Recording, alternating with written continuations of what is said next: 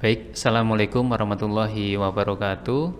Selamat datang di channel Amik JTC Semarang. Kali ini kita akan belajar bersama-sama mensimulasikan jaringan client server, terutama jaringan server yang sering kita pakai.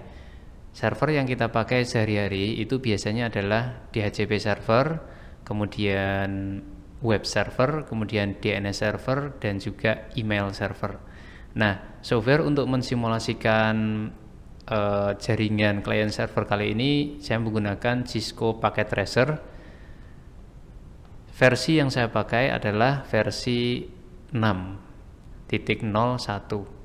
Nah, kalian bisa sesuaikan versi yang ada di komputer kalian masing-masing.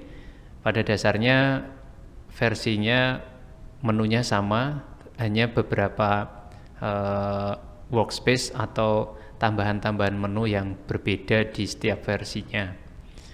Baik, untuk langkah pertama yaitu kita akan membentuk sebuah topologi jaringannya terlebih dahulu. Yang pertama kita butuh end device. End device itu salah satunya adalah client dan servernya. Klik end device pada icon sebelah sini ya. Kemudian pilih PC PT. PC PT kita masukkan 1, 2, 3, 4. Ada 4 PC di sini. Saya asumsikan kliennya ada 4. Kemudian kita beri nama masing-masing klien ya. Ini kita beri nama unit 1, kemudian ini unit 2, kemudian ini unit 3. Terakhir, double kliknya di sebelah sini ya, karena kalau di sini kita akan masuk ke settingan PC-nya. Unit 4. Oke, sudah selesai. Kemudian kita masukkan servernya. Servernya masih di area end device. Kemudian pilih server PT. Kita masukkan 1, 2, 3, 4. Nah, 4 ini kita beri nama masing-masing juga. Ada DHCP server, kemudian ada web server, kemudian ada DNS server, kemudian terakhir mail server. Oke, selanjutnya supaya bisa terhubung server dan klien, kita masukkan switch. Switch di sini kita masukkan yang generic switch PT. Taruh di tengah atau dimanapun terserah ya. Kemudian kita periksa dulu switchnya ada berapa port, karena kita butuh 8 di sini. Nah, ini switchnya ada 1, 2, 3, 4. Ada 4 port, yang 6 ini berapa? 1, 2, 3, 4, 5, 6. Yang 6 ini, yang 4 kosong, yang 2 bukan Ethernet. Maka ini kita matikan dulu. Kita pilih yang fast Ethernet saja. Yang bukan fast Ethernet kita buang. Klik tahan, seret ke bawah sini. Nah, maka ini ada kosong sebanyak 8. Kita masukkan modulnya ini. Kita pilih yang NM-1CFE fast Ethernet. Kemudian klik tahan sebelah sini, seret ke atas. Kita masukkan sampai portnya terpenuhi.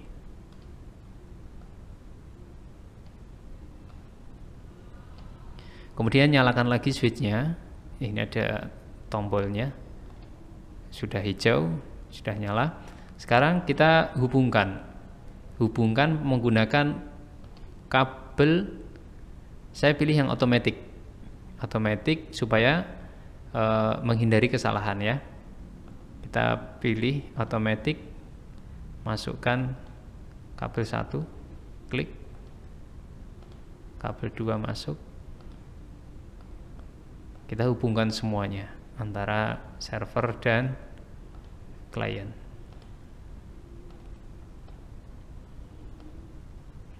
Ini pemilihan portnya juga otomatis ya, kabelnya otomatis, portnya juga otomatis, dari port 0 sampai port 7. Kemudian setelah terbentuk topologi seperti ini, kita setup IP address-nya. Semua device yang ada di sini untuk bisa terkoneksi syaratnya harus di setup IP-nya masing-masing.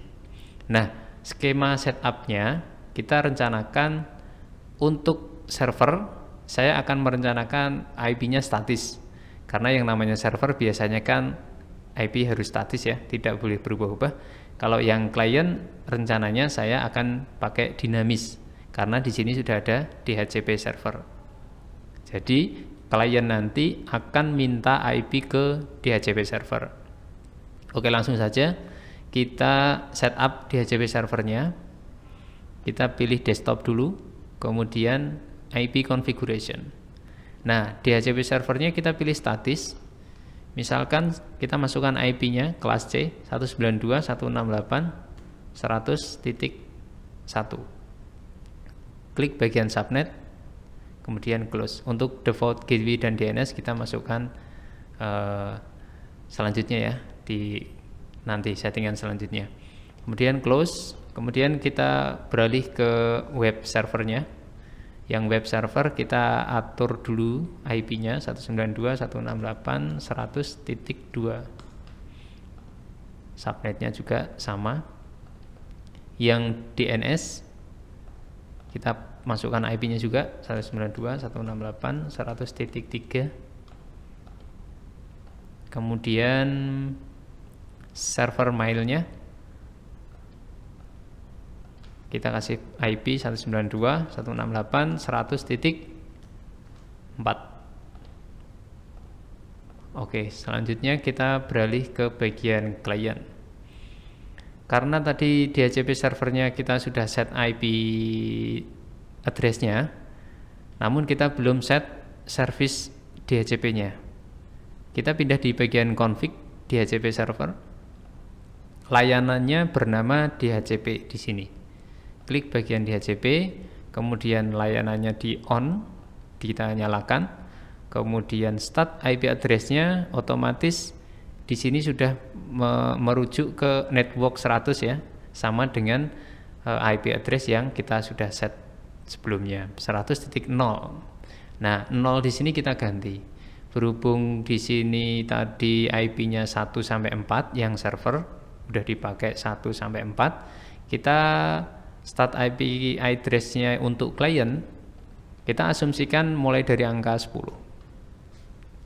Dari angka 10, kemudian subnetnya tetap ini, maksimum number of user-nya kita kurangi karena ini kliennya 4, kita kasih aja 4. Kita batasi 4 user begitu ya. Setelah itu save. Nah, ketika di save di sini sudah ada tulisannya mag number-nya. Kemudian kita pindah ke bagian klien, desktop, IP configuration, dari statis kita rubah jadi dinamis. Oke. Request DHCP sukses. Dapat IP 10. 192.168.100.10 IP nomor 1. Kemudian yang nomor 2 sama, kita requestkan dulu, dapat angka 11. Kemudian nomor 3, oke, bekerja dengan baik. Kemudian terakhir ya 13. Semua klien sudah mendapatkan IP dari server DHCP. Artinya klien sudah bisa terhubung dengan klien yang lainnya. Kita uji menggunakan command prompt ping 192.168.100.10. ini IP-nya dia sendiri ya, connect. Kemudian IP-nya yang tetangganya 11 connect juga. Kemudian sebelahnya 12 connect juga. Kemudian 13 connect. Semua klien sudah terhubung dengan baik, sempurna. Dan kita coba uji maksimal number of kliennya tadi, kita kurangi. Masuk ke config DHCP, di bagian ini, numbernya kita ganti menjadi 3, kemudian save. Kemudian kita pilih klien yang nomor 4. Coba kita request IP.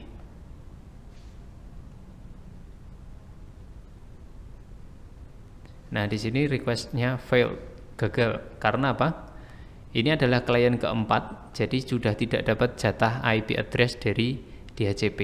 Nah, itulah yang dimaksud layanan DHCP server. Kemudian kita kembalikan ke angka 4. Jangan lupa save kembali. Kita minta request lagi ya. Oke, sudah selesai. Satu server selesai untuk urusan DHCP. Kemudian untuk server web ini kita asumsikan ada satu website yang ingin diakses oleh klien. Maka kita pergi ke config dan servisnya bernama HTTP. HTTP di sini ada dua, HTTP dengan HTTPS. Misalkan saya ingin pakai yang HTTP. Ini adalah coding halaman webnya ya. Secara default ini welcome to Cisco Packet Tracer. Ini bisa diganti, bisa tidak. Nah, ini misalkan saya ingin ganti welcome to AMIC CTC Semarang. Kemudian yang senternya ini saya ganti menjadi